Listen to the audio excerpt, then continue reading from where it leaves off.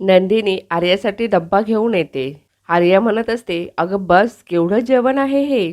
नंदिनी म्हणत असते, अगं यात सगळ्यात विटॅमिन्स आहेत, फार काही नाही आहे. त्यानंतर नंदिनी कोणत्या पदार्थामध्ये कोणते विटॅमिन्स आहेत हे सांगत असते. यावर आर्या म्हणते, मिसेस नंदिनी देशमुख, आपण विसरताय का? मी एक डॉक्टर आहे. हे असलं ज्ञान मी रोज माझ्या पेशंटला देत असते. यावर नंदिनी म्हणते, बरं मग तू असं समज, तू माझ्या बाळाची आई नाही, माझी पेशंट आहेस. मी जे काही सांगते ते शांतपणे ऐक. यावर आर्या म्हणते, हो अगं खाईन मी, परंतु हे खूप आहे अगं. आणि ॲक्च्युली माझं सकाळी खूप हेवी ब्रेकफास्ट झाला होता. यावर नंदिनी म्हणते, काय खाल्लं सकाळी? आर्या म्हणत असते, तर्रीवाला मिसळपाव. हे ऐकून नंदिनीला राग येतो. नंदिनी म्हणते, आर्या तिखट मिसळ आणि ते सुद्धा पावासोबत? तुला काही कळतं की नाही? कुणी केलं तुला डॉक्टर? यावर आर्या म्हणते, तूच केलं मला डॉक्टर, नाही तर कुठे होणार होती मी डॉक्टर. यावर नंदिनी शांत होते आणि म्हणते, अगं आय एम सो सॉरी, मला तसं म्हणायचं नव्हतं अगं. मला असं म्हणायचं होतं की घरी छान थालीपीठ केलंय मी, घरच्या लोण्यासोबत मी घेऊन आली असती ना. यावर आर्या म्हणते, ठीक आहे ना नंदिनी, एका पेशंटने डबा आणला होता, मी उघडला आणि खमंग वास आला, नाही राहवलं मला. आणि ऑलरेडी तू लंच घेऊन आली आहेस, डिनर पण तू पाठवतेस, ब्रेकफास्टही तू आता पाठवणार आहेस. पुढे आर्या म्हणते, तू एक काम करतेस का? तू माझ्या घरी राहायलाच येतेस का? मी अजिबात नाही म्हणणार नाही. नंदिनी म्हणत असते, बघा नंतर नाही म्हणशील. आर्या लगेच उठून बाजूला असलेलं नोटपॅड घेते आणि त्यावर काहीतरी लिहिते आणि ते फाडून नंदिनीच्या हातामध्ये देते आणि हा घे प्रूफ, आता तरी खुश, असं विचारते. नंदिनी काहीही बोलत नाही. नंदिनी शांत झालेली असते. नंदिनी म्हणत असते, बरं तू जेव शांतपणे. आर्या जेवण करू लागते. आर्या खूप घाईघाईने जेवण करत असते. हे बघून नंदिनी म्हणते, अगं जरा सावकाश खा, नीट चावून खा, नाहीतर मग जेवण पचलं नाही तर त्रास होणार तुला. हे ऐकून आर्या जोरानेच ओरडते, बस ग नंदिनी बस.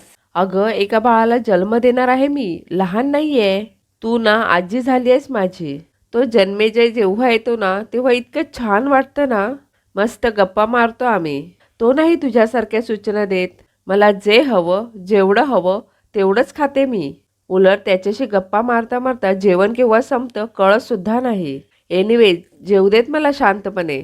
नंदिनीला खूप वाईट वाटलेलं असतं. नंदिनी लगेच डब्बा घेते आणि तेथून निघून जाते. नंदिनी गेल्यानंतर आर्या म्हणत असते, बाळामुळे मला या पिल्स पण घेता येत नाही आहेत आणि म्हणूनच असे मूड स्विंग्स होत आहेत. खूप चिडली का मी नंदिनीवर? त्यानंतर आर्या म्हणत असते, प्लीज देवा, आज जन्मेजयला डब्बा घेऊन पाठवू देत. त्यानंतर इकडे जीवा आणि पार दोघेही ऑफिसला पोहोचलेले असतात. जीवा म्हणत असतो, पोहोचलो बाबा एकदाचे, मला वाटलं पोहत पोहत यावं लागतंय की काय. जीवा गाडीचा दरवाजा खोलत असतो. एवढ्यातच पार्थ म्हणतो, एक मिनिट, मला तुझ्याशी काहीतरी बोलायचं आहे. दुसरीकडे नंदिनी घरी आलेली असते.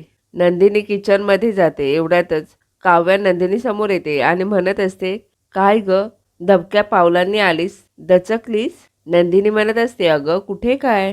काव्या म्हणत असते, पावसापाण्याची आली आहेस, कॉफी करते, दोघीही कॉफी पिऊयात. यावर नंदिनी हो असं म्हणते. थोड्या वेळाने काव्या नंदिनीला विचारते, ताई जीवा लक्ष देतो ना तुझ्याकडे आणि तुझंही लक्ष आहे ना जीवाकडे?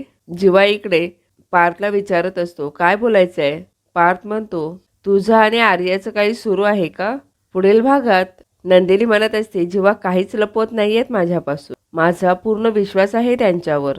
यावर काव्या म्हणते, असेल, पण मला आणि पार्थला असं वाटतंय की जीवा तुझ्यापासून काहीतरी लपवतोय आणि ते आर्याबद्दल आहे. हे ऐकून नंदिनीला धक्का बसतो. दुसरीकडे रम्या पार्थचे केस पुसत असते. पार्थ म्हणत असतो, फिसकरलेली मांजर माझी अशी काळजी घ्यायला लागली ना की काय भारी वाटतं म्हणून सांगू. यापुढे मी दुसऱ्या कुणाकडूनही केस पुसून घेणार नाही. रम्या मात्र खूप खुश होत असते. इतक्यातच मागून काव्या आलेली असते आणि हे सर्व काव्या बघत असते.